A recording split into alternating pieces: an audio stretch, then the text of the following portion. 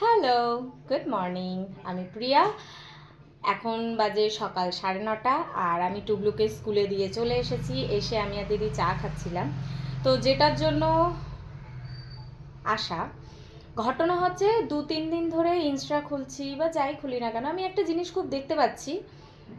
আর এটা কেন হচ্ছে আমি সত্যি বুঝতে পারছি না যে এটা হওয়ার কারণটা কি। কেননা একটা আমি দেখলাম যে কোথাও একটা সামথিং, কোথাও একটা কিছু হবে, আমার অত মনে থাকে না। আর আমি অত বেশি দেখিও নি, কেননা এই জিনিসগুলো দেখে না মাথার মধ্যে আর কি কাজ করা মাঝে মাঝে বন্ধ হয়ে যায় যে এগুলো হচ্ছে কেন, বা এগুলো হচ্ছেই বা কি, আর মেয়েদেরকে মানুষ ভাবছেই বা কি, আমি সেটাই বুঝতে পারছি না। সোশ্যাল ওয়ার্ক করে একটা বাচ্চা মেয়ে, মানে দেখে আমি যেটুকুনি বুঝলাম ছোট মেয়ে। তো ও মনে হয় একটা জায়গায় গেছিলো, একাই গেছিলো, গাড়ি ফাড়ি নিয়ে, যাই হোক। তো ওখানকার সবাই মিলে ওকে ছেঁকে ধরেছে। ও বললো যে আমি সোশ্যাল ওয়ার্ক করি। তো লোকে ভেবেছে ও হয়তো ছেলে ধরা বা কিছু একটা হবে, বাচ্চা উঠিয়ে নিয়ে যায়, এরকম সামথিং কিছু। তো আমার ও কার্ডও দেখিয়েছে যে না, আমি ওরকম টাইপের কিছুই না। ওকে রীতিমতো ওখানকার একটাও মেয়ে ছেলেকে আমি দেখিনি, একটাও মেয়ে ছিল সেটাও আমি দেখিনি। সব ছেলেরা মিলে মেয়েটাকে এত মেরেছে, এত মেরেছে, আর মারার সাথে সাথে মানে এত পাওয়ার পেয়ে যায় এরা। মেরেছে তো মেরেছে, তারপর দেখি জামা কাপড় খুলে ফেলছে, মানে জামা কাপড় ছিঁড়ে মিরে একাকার করে ফেলেছে।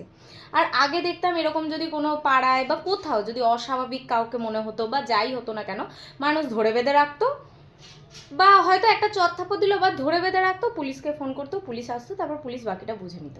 কিন্তু এখন দেখি না, সেটা না, মেয়েদের মানে এতই সস্তা, মানে মেয়েরা এতটাই মনে হয় সবার কাছে সস্তা হয়ে যাচ্ছে আস্তে আস্তে যত দিন যাচ্ছে, যে সব কিছুই ওদের হাতে। যে পারছে ধরে জামা কাপড় খুলে দাও, সে মানুষটা অন্যায় করেনি, তোমরা জানোই না যে কোনটা ঠিক কোনটা ভুল, তারপরেও সেটা হচ্ছে। আচ্ছা, সেটা গেল।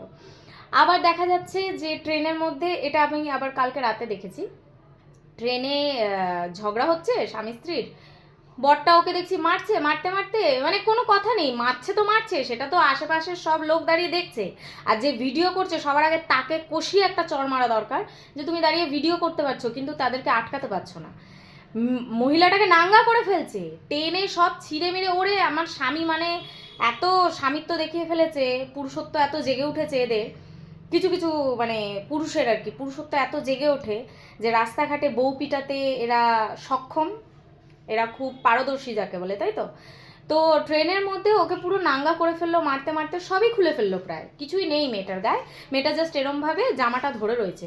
সেইটা একজন তো ট্রেনের বাইরে থেকে যে পোস্ট করেছে, সে ভিডিও করছে, আশেপাশে অত লোক ট্রেনের মধ্যে, তারা সবাই দাঁড়িয়ে দাঁড়িয়ে দেখছে।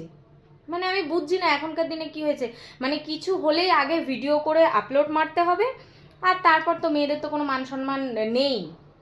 আর সেই মেয়েগুলোর কথা ভাবছি আমি, যে এই যে স্বামী স্ত্রীর সঙ্গে মানে যাদের এই যে ঝামেলা হয়, রাস্তাঘাটে হোক বা কিছু হোক, বসে বসে মার খাচ্ছে। আরে বাবা, একটা দে। কি মেয়েদের কি কোনো মানে কিছুই বেঁচে থাকবে না এরপর? আরও মানে আরও যত দিন যাবে মেয়েরা আরোই কি সস্তা হয়ে যাবে? আর জামা কাপড় খোলা তো মেয়েদের এখন কোনো ব্যাপারই না।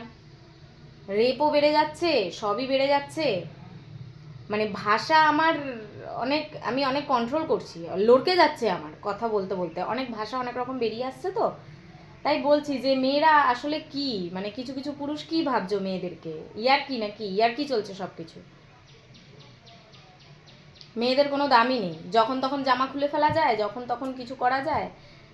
জানি না কি হবে এরপর, আর জানি না কী দিন আসছে। আমার সত্যি এর আগেও কিছু এমন ঘটনা ঘটেছে যার জন্য আমি নিজেও একটা টাইমে না বাড়ি থেকে বেরোতে ভয় পেতাম, সত্যি কথা।